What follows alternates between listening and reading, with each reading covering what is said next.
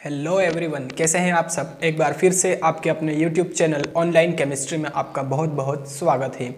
आज MP board question bank में आया एक क्वेश्चन, एथिल एमिन एनिलीन से अधिक क्षारीय है ना, क्यों, कारण दीजिए। ये 4 नंबर का क्वेश्चन या 3 नंबर का क्वेश्चन आने वाला है आपके एग्जाम में, इंपॉर्टेंट क्वेश्चन है, ठीक है। तो ध्यान दीजिएगा, कंसंट्रेशन यहाँ पर बनाए रखिएगा, आपको अच्छे से समझ में आएगा, ठीक है।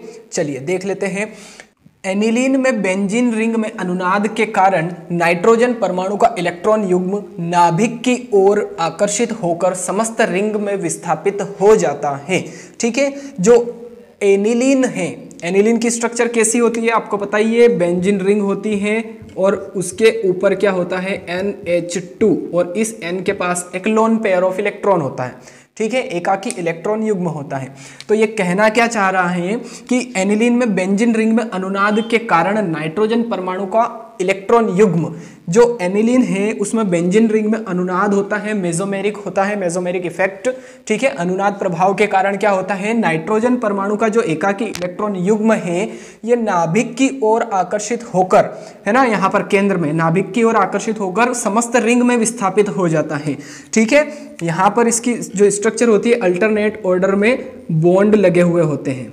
होता क्या है कि जो नाइट्रोजन परमाणु का एकाकी इलेक्ट्रॉन युग्म है, लोन पेयर्स ऑफ इलेक्ट्रॉन है, ये इस नाभिक की तरफ, केंद्र की तरफ आकर्षित होता है ना, और केंद्र की तरफ आकर्षित होता है तो ये जो डबल बॉन्ड है, ये पूरे जो एकाकी इलेक्ट्रॉन युग्म है ये पूरी रिंग में विस्थापित हो जाता है, ठीक है, पूरी बेंजीन रिंग में विस्थापित हो जाता है। फिर क्या लिखा है, अतः यह इलेक्ट्रॉन युग्म एथिल एमीन के इलेक्ट्रॉन युग्म की अपेक्षा अधिक कठिनता से त्यागा जाता है, जिससे एनिलीन का क्षारीय गुण कम हो जाता है, ठीक है। ये जो एकाकी इलेक्ट्रॉन युग्म जो नाइट्रोजन के पास है एनिलीन में, ये इलेक्ट्रॉन युग्म कठिनता से त्यागा जाता है। कठिनता से क्यों त्यागा जाता है, क्योंकि ये जो बेंजीन रिंग है इसमें अनुनाद प्रभाव के कारण ये जो नाइट्रोजन के पास एकाकी इलेक्ट्रॉन युग्म है, ये इस केंद्र की तरफ आकर्षित होता है और पूरी रिंग में विस्थापित हो जाता है, घूम जाता है ना।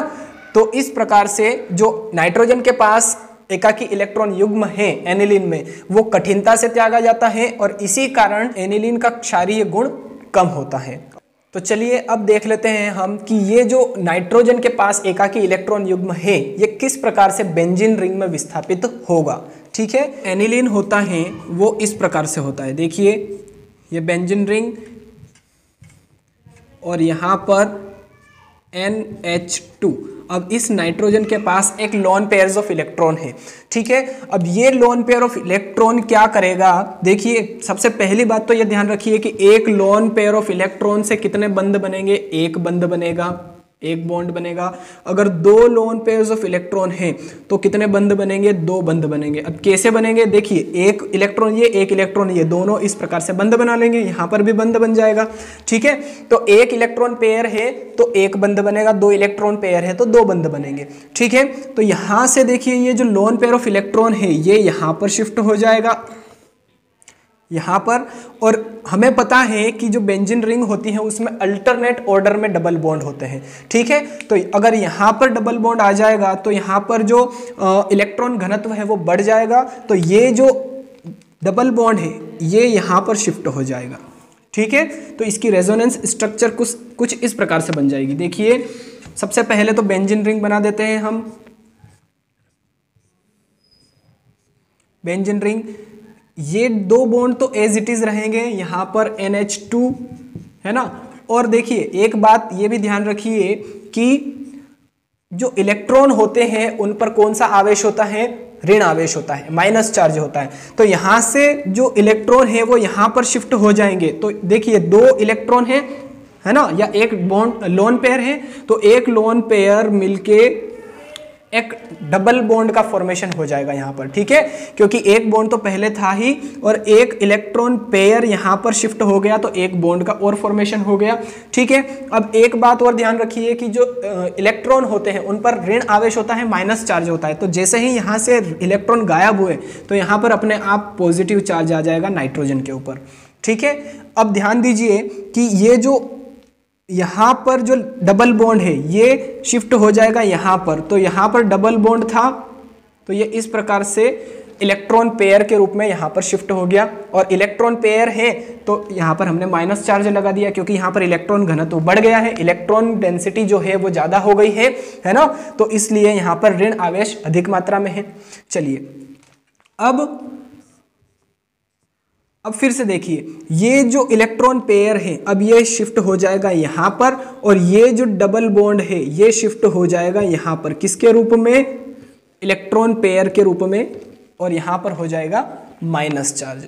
ठीक है, चलिए अभी मैं ये बना नहीं रहा हूँ, यहाँ पे आपको समझाने के लिए बताया था। ठीक है, चलिए ये बेंजीन रिंग,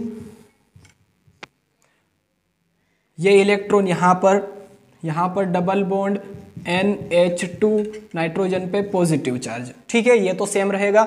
अब अंतर कहाँ पे आएगा, देखिए ये जो लोन पेयर्स ऑफ इलेक्ट्रॉन है ये जब यहाँ पर शिफ्ट होगा तो यहाँ पर डबल बॉन्ड का फॉर्मेशन हो जाएगा कुछ इस प्रकार से, और ये जो डबल बॉन्ड है ये शिफ्ट हो जाएगा यहाँ पर।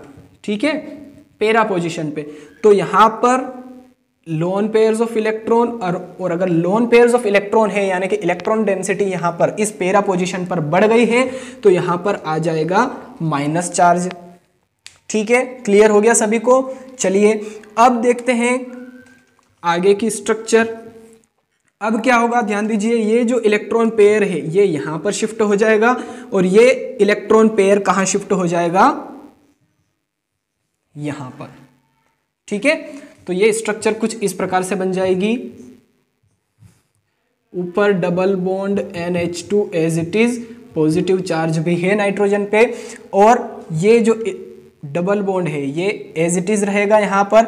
अब जो ये लोन पेयर्स ऑफ इलेक्ट्रॉन है ये यहाँ पर आ जाएंगे, कुछ इस प्रकार से डबल बॉन्ड का फॉर्मेशन हो जाएगा यहाँ पर, और ये जो डबल बॉन्ड है ये यहाँ पर आ जाएगा, तो यहाँ पर आया तो लोन पेयर्स ऑफ इलेक्ट्रॉन, और अगर लोन पेयर्स ऑफ इलेक्ट्रॉन है तो कौन सा चार्ज, माइनस चार्ज।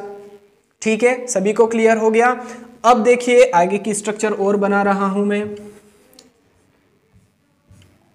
ये बेंजीन रिंग, ऊपर double bond NH2 as it is, positive charge भी यहाँ पर नहीं रहेगा। देखिए होगा कैसे, अभी मैंने पॉजिटिव चार्ज नहीं लगाया, क्यों नहीं लगाया है अभी बताऊंगा मैं। चलिए ये बॉन्ड एज इट इज, ये वाला बॉन्ड भी एज इट इज। अब देखिए होगा क्या यहाँ पर कि ये जो लोन पेयर्स ऑफ इलेक्ट्रॉन है ये यहाँ पर शिफ्ट हो जाएगा, और ये डबल बॉन्ड वापस से यहाँ पे शिफ्ट हो जाएगा।